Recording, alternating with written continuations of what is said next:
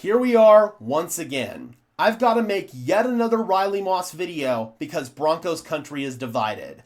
I am seeing a lot of takes on Twitter, on social media, on YouTube, saying that the Broncos should bench Riley Moss. I am here once again to say that that would be a horrible idea and the Denver Broncos would be throwing away their chances at a Super Bowl if they were to bench Riley Moss. I understand that Moss has been under the spotlight recently. He's always going to be. He plays alongside the best corner in the game in Pat Surtain and also plays next to a really good nickel player in Jaquan McMillan. As a result of this, he is going to be targeted a ton. He will always be the most targeted player on the team. He holds up well more often than not.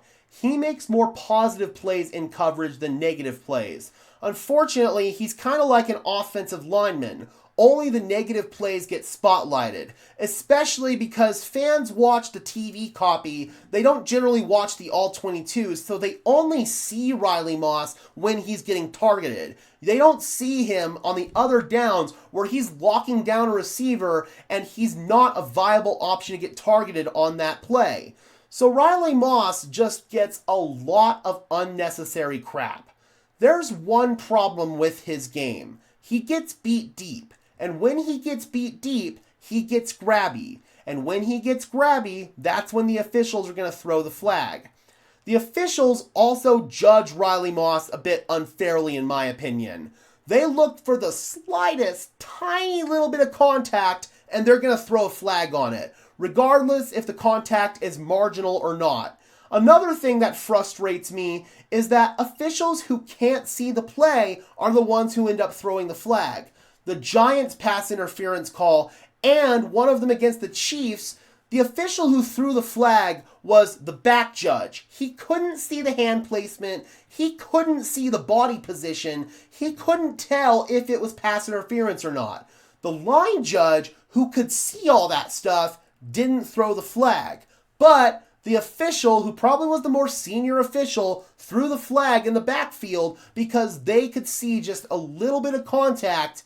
I don't like that. There are certain officials, in my opinion, that should not be allowed to call certain penalties. If you're a back judge, you should not be able to call pass interference on a play that's taking place 15 to 20 feet away from you.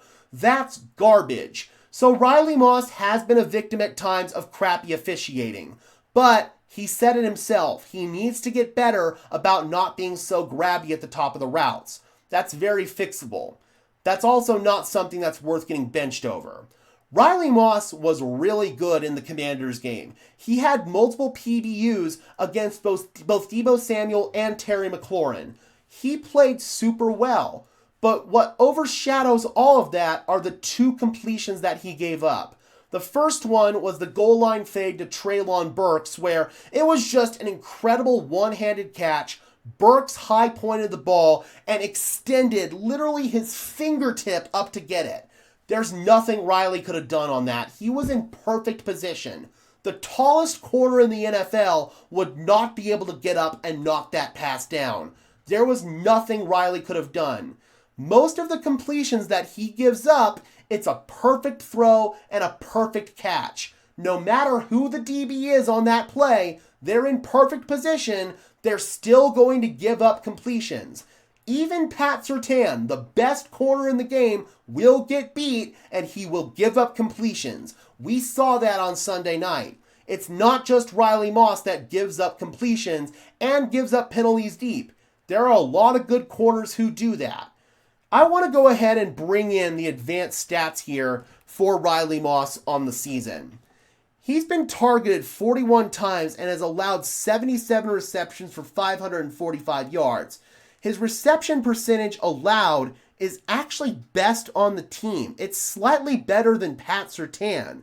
That shows that Riley Moss is an equal level of a lockdown corner as Pat Surtain, despite the fact that he gets more targets than Surtain does. The penalties are an issue, but Pat Surtain has also gotten some penalties this year. He's gotten 7 to Riley Moss's 11, even though Surtain has played in slightly fewer games. You look at forced incompletions. Riley Moss has 13 forced incompletions to Surtan's 9. He's got 9 PBUs, which is most on the team, to Pat Surtan's 8. Riley Moss is a really good corner, but just like offensive linemen, all you generally see are the negative plays or the really positive plays. I can guarantee you, if Chris Abrams-Draine were to replace him, or if Jahdae Barron were to replace him, there would be a big drop-off in production. We look at Chris Abrams-Draine. He's been targeted 18 times this year and has given up 14 receptions for 134 yards. He's had one forced incompletion, and he's had 0 PBUs. Then you look at Jahdae Barron. He's been targeted 28 times and has given up 16 receptions for 168 yards, just 2 forced incompletions and 2 PBUs. Jahdae Barron's a good player, and he's probably going to be the starting nickel for this team long term, because I don't know if the Broncos are going to pay Jaquan McMillan. They drafted Barron in the first round with the idea that he was going to be the starting nickel this year, and McMillan just played so well they couldn't take him out of the lineup. I don't know if Barron is in the plans for the Broncos long term as a boundary corner. He played there a little bit on base downs with Pat Surtain out, but there's still going to be a drop-off in production if they put him there full-time over Riley Moss. A lot of fans don't want to hear this, but Riley Moss is the Broncos' second-best corner, and benching him would be a massive mistake. I will die on that hill. I know there are going to be a lot of fans out there who disagree with me. They're going to be vocal about it in the comment section below. But just know this. If you were to bench Riley Moss, the Broncos probably don't have a chance at going to the Super Bowl this year. If you were to bench Riley Moss, you would see a big drop-off in production. If you were to bench Riley Moss, you would be kissing any success for this team goodbye. So those are my thoughts on this Broncos country. Let me know your thoughts in the comment section below. Do you think the Denver Broncos should continue to ride this out with Riley Moss because he has been really good?